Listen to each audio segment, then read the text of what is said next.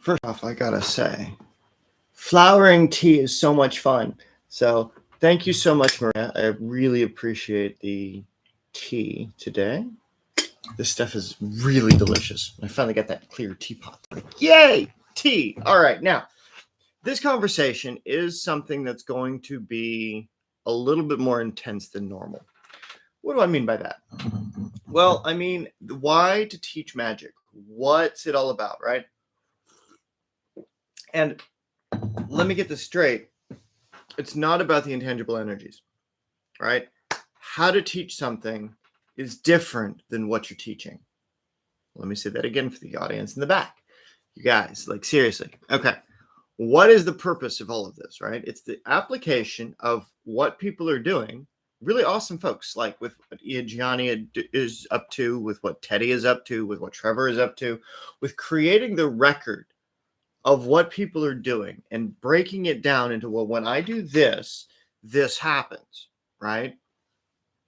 And spreading that across the niches, right? Spreading that into creating records of community development, creating digital overlay and infrastructure, right? When we go live in our groups, in Facebook, in our communities, we're creating a record. The thing that we deliver to our people is that statement of, when I do this, this is what happens, right? And then you have to start looking at the books. What do the books say? What happens when you do this? What happens if you do it like the books say, right? In certain cases, the author is only telling you about their practice and where they get it from, right? The goal is to have a group like the Brotherhood, right? Hopefully like the Sisterhood that exists, that when you go live and you talk and you post about spells and magic and the things that you do, right? You're doing it in such a way that you're creating an environment, okay? That environment is the foundation of what should be a temple space. Why do I mean it's a temple space? I mean that the practical things that people believe about, by doing this, then this occurs, collecting the people that will accept that when you do this kind of thing with this kind of purpose, that will occur, right? When you create economy, you are creating economy. What's up, Sandy? How's it going? You've got the idea that people that understand that when you post this in this pattern, this will occur, right? Well, if they're following those kinds of models, well, then what happens if you put them in the room together and they start developing new networks? They develop new ideas that come from a single pattern being taught. This is what the Academy does. It groups people together. What's up? Tell him I say hi and I hope he's doing well. That when you're doing a thing, the thing you're doing is not just faith-based, right? It's not just witchcraft and magic or whatever the subject is. It's not business. It's not crypto. It's not your widget. It's not your wares. It's not whatever that shit is, right? What you do in that pattern allows you to manipulate the fate of those involved within the pattern, because you understand how they deliver it to their audience, how you package that information, how you get them to collaborate on that information, is how they then take that and build community, right? People that know what each other is up to will want to work with each other. It's an innate thing that, oh, you're doing it like this. Well, then we can do it like this. And so by doing that, by creating that, by cultivating that, we have those foundations. We have that next level of interaction, right? And this is what community centers are supposed to be for. It's supposed to be a place where people who have like thought can go and talk with like thought, right? But then you get into the political structure of the social club. Well, Sharon is super posh and she will only talk to the ladies that are doing like $50,000 a month in sales, right? Like she thinks she's so awesome, right? And now we have Judith over here, who is all Well, I don't have to do $50,000 in sales. I can do $100,000 in sales. And now all the ladies over here want to talk to the ladies over here, right? If you're looking at the way that dramas work when you're watching, old school socialites play, right? Businessmen are no different. The sauna is the great equalizer. So that's such a fantastic idea that the Finnish have and the Swedish and Scandinavia has in general. But that's because you don't have pretension. You can't hide behind your fancy jewelry. You can't hide behind your fancy estate. And this is the kind of thing where if you build community based on the things that you're doing, and you can recognize the things that others are doing and what they're trying to say, and you can help facilitate the framework and the language for that. That's what helps build community, right? So it's not about what the Kabbalists believe. It's about how they interpret a specific situation that you are experiencing in your life, as it would be when you reflect between this dimension A and dimension B, right? Between the application of what chaos magic is based on the books and what people have experienced, that if you put your work into this kind of form, then this is the outcome that will occur. And so by being able to have that discussion, by being able to engender that thought into this is what I've experienced, this is the pattern that some other culture has experienced it. So when you do this over here, it's the same as them doing this over here. And so you go down to the meanings of the letters themselves. In O, in Greek, it represents something different. In Hebrew, it represents something different. In Latin, it represents something different. The O sound, or the meaning of the O rune, if you're looking at the Icelandic traditions, all have a carry through of how they affect the meaning of the word on its root spiritual level. Like, what is the essence of that thing that when removed ceases to make it that thing? What is the viable core to that? And that is the political overlay between faith and fact, right? When you can take the things that you believe about how things work on the intangible aspect, and if you can figure out what people are experiencing in the physical world and how they're trying to match so vehemently a religious ideology, because that religion is the only thing that matches to that definition that they have experienced. So they become separated. They become tribal. They become cult-like, right? Now you have the foundation of a church. People who come together for a singular belief that they have in something, that it's defined like this, or that it can be defined like this, or expressed like this. And so you have the many need for different faiths. You have, when you're doing it like this, the Quran is the best source. When you're doing it like this, the Talmud is the best source. When you're doing it like this, the Gates of Light is the correct source. Or when you're doing it like this, the Book of Gates from the Egyptian hours, right? That's the, power. Or if you're doing it like this, well, then you need to align it to this mythos. Or if you align it to this mythos, this is a possible result of what will happen if those situations are taken to the extreme. So when you face these situations in person, you don't come up to that. You get something that you don't have to be ashamed for. You get something that you don't have to feel, and you have nobody else to talk to. Building out a community so robustly so that there's ways that business people can find their sub niches, which can find their applications in a bunch of different ways using the same kind of concept. That's the property of a spell, is how does it manipulate the fate in a bunch of different conditions that you've specifically taken the time to study. Like, why do you make something so awesome for a friend to make their environment special? Why would you not do that same level of detail for a client? Why would you not do that same level of detail for your family? Why would you not do that same level of detail for trying to create the friendships and the business relationships for people that you do business with on a day-to-day basis?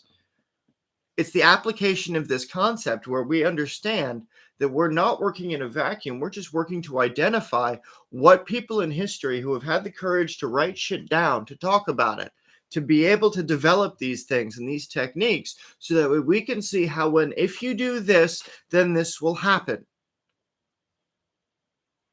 right?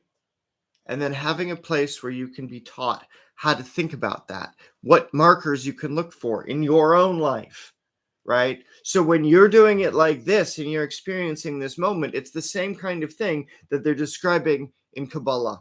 If it's the same kind of thing that they're describing in Taoist magic, it's the same kind of thing that they're expounding upon in poetry. And this is why artists are super important, is because an artist, really good ones, will come together and create a collective. In that collective, every painting has a meaning, every brushstroke has a purpose. And it's the people that understand that purpose and want to include tangible media that reminds them of that purpose, so that they look into that. And then art becomes a major institution in the community, right? So now we've gone from business, we've gone from spirituality, we've gone through churches and social groups and private communities, to artist communities, to collaboratives, to franchises and business programs that at the very end of the day are collectives attempting to express the very best possible outcomes if people thought like them, or about this thing that they are doing, right?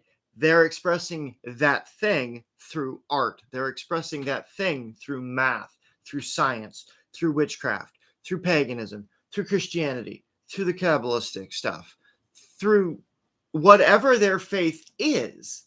That is their version of being able to put it to terms, because that was the culture that allowed them that acceptance, that there's that culture that took them in, so that they then feel like they have to play the social games.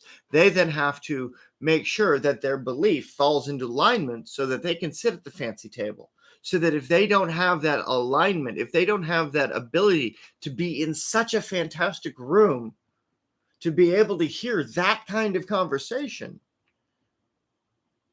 and to be able to do and demonstrate and replicate how to create and cultivate those conversations, so that other people in the community can come together and have those conversations and literally change the fate for people that will never interact with them directly. So by changing the world, by changing your thoughts, right? So that's why it's important to have an academy. That's why it's important to have people that are putting money on the table, so that there can be an infrastructure that will allow this idea to expand and grow.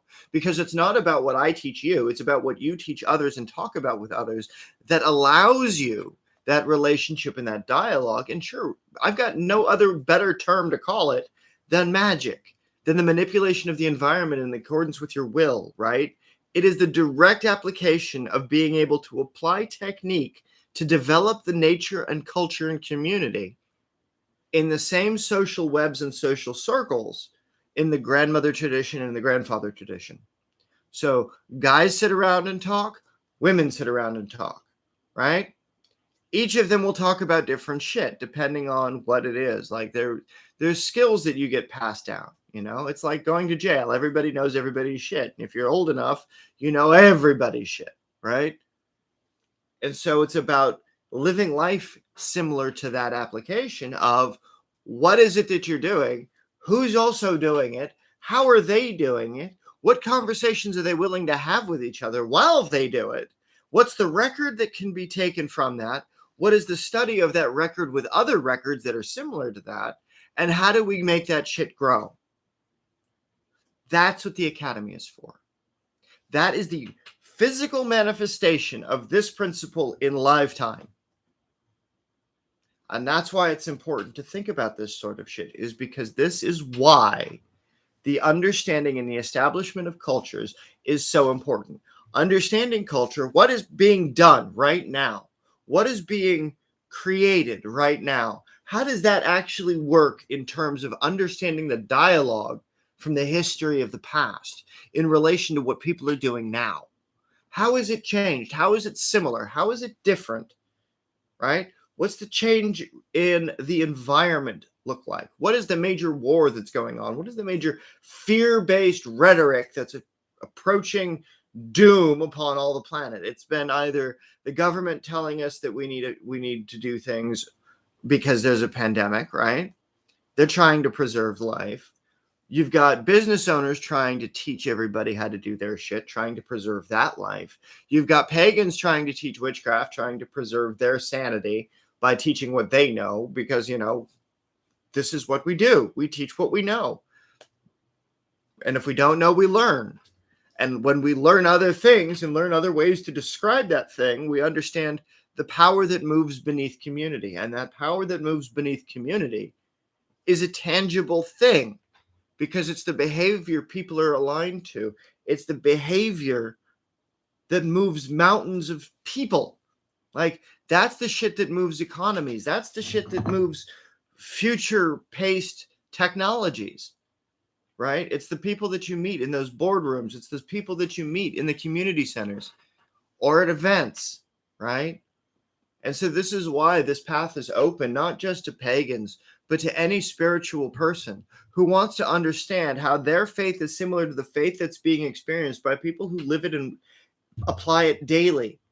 See, the thing about Christianity that I find most appalling is that it focuses on a dead religion. It's not focusing on what's being done now, today, to bring the divine in. What's being done today to bring the divine is what pagans are talking about. It's about the experience that they're having when they're causing manifestation to occur directly because of the ingredients that they're using, because their prayers are active, because their social circles are engaged in learning and working and improving upon themselves. And so it's because of that the thing that they're talking about in these other religions that they're trying to force down people's throats is the same thing we're doing and experiencing every day, only they're looking at it from 2,000 years ago, and they're not seeing how it's done today. And if they were seeing how it's done today, maybe they would be less hateful towards things that aren't like them, right? Because they could see the differences. They could see the similarities. They could say, oh, well, when I experience this, I call it this. But when you experience this, you call it that. It's the same experience. It's the same thing. It's just the language is different because the cultures are different when they observe different scenarios based on these things. So to study sorcery is to study fate, is to study the ability to cast different fates or to be able to sort the lots of different fate. Right? And each lot, each understanding, each representation of community, of culture, of folklore, of tradition, of ritual, all of those things go into being able to determine the right kinds of actions that will help people rebuild their countries, rebuild their infrastructures, so that it's those boys that want to go play soldier, those men and women that want to go out and fight for things, can join with those that want to sit around and think about things, and those that want to go do business things because they have something that they can put themselves so fully in that when they're in that meditative state, they've pulled the moment and the connection to the divine. And like with Teddy, when he was building the house and he was able to get into the meditative state with the grinder and see and connecting with the genus Loki and connecting with the building that he's building, connecting with the time and the imprint of time that building will experience in its history. And having that fluid through line of experiences. And to be able to articulate that and to say, okay, well, this was one experience when you're in a meditative state, when you're doing your craft, when you're doing your piece of art, when you're in that moment, when you're developing your business, or you're talking about your business, or you're talking about an idea that will move a business forward. It's in that, guys. That's what fucking matters. And the more ways we can look at that, the more ways we can articulate that, from the fringiest belief systems to the most profitable business situations. What does everybody do? How are they doing it? How are they experiencing God, but they don't know it? Why are they not acknowledging that this is what's going on when they're experiencing the same kind of thing? What's their community telling them about that kind of thing, right? Why do they say it's bad? Why do they say it's not good? Is it because it doesn't go back into feeding their machine for control? Does it go back into not feeding their infrastructure because it will allow them to go outside of their network? And so that will allow them to start working with people that aren't part of their community and start building different communities. So taking away from one and bringing to another. So that way there's an exchange and a sharing of ideas. Fear prevents that, right? Why are you afraid to find out how similar you are to somebody? That means you couldn't hate them anymore, right? Or do you hate them because of their similarities, right? Or because the people don't understand how to think in a way that will allow them to see the similarities.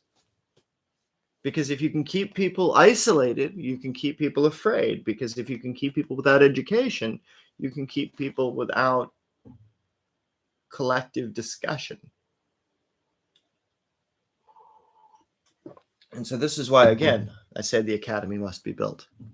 And it is being built. It's being built in a bunch of different ways, in a bunch of different places. So that way, no matter what happens, at some point, this discussion can be had in every community. At some point, this discussion right here can be had in every super niche community, every, kink community, because people want to join together and get their rocks off and go to bed and breakfasts and all over the place and, have time for their kink conventions, right? That's a thing. People want to get together that are like with people that are like themselves, right? And so where are the people that understand that collaboration between niches is important? Where are the people that understand that keeping records and documentation of if you do this, then you do this, this occurs. You do that. You keep these records, right? By keeping those records, you create a tradition, right? And when you keep that tradition, you have culture. When you keep that application, you have community. And so building the communities on purpose, for this purpose, is why the academy, is why everybody on this planet should be a part of something like that. So that no matter what they do, no matter who they're talking to, they should be involved in something that is bigger than themselves so that they can see the similarities between people, so that not one person is left alone moving forward. Right? And it's not about converting people to a religion. It's about using religious language to convert their non-understanding of the situations they find themselves in daily. Right? You're talking to someone who was reading a book yesterday, Teddy. He's reading the book and he's like, I don't have time to do those methods. It's not about having the time to do the method in the book, guys. It's about taking the time to see what the method is trying to accomplish and to see what you did in your life that matches what that method is attempting to describe, so that you find it in your own way. So that way, when you're in meditation for that purpose, this is what you do. And this is what they do. So there you have an exact example of how that shit works. So it's not that you don't have time to connect to the divine energies, to enter into the Nwali state, to enter into the no mind space. But it's the fact, what do you do in your lifetime that will allow you to go into the no mind state? That's like when they describe the story of the mind state. Right? So what to wear? And it's done. So that ends it today, guys. I will see you in a little while over in the Brotherhood. Trevor and I have a live to do. I'm going to go get ready for that. Got to go figure out all the books for high magic and ceremonial magic and weird shit that I'm still trying to get into. So with that, my friends, don't be evil. Don't use this technique to, create mafia level like impact. But this is how you can build community on a global scale. Like, you create enough of these communities in pockets and you start a dialogue and you create a dialogue that creates the connection dialogue, and then everything spirals together. and moves as a ginormous dance towards a singular outcome. Well, this is the singular outcome, is the collective unity of all things, is just a matter of how do we express that and how do we articulate that we can be smart enough to move outside of specific ideological frameworks and recognize the situations as they happen. So it's like you're doing this and you're doing this, so this is occurring. All right. Sound familiar? All right, my friends. Have a good night, and I will see you for the spell of the day at 10 a.m. Stay safe, y'all.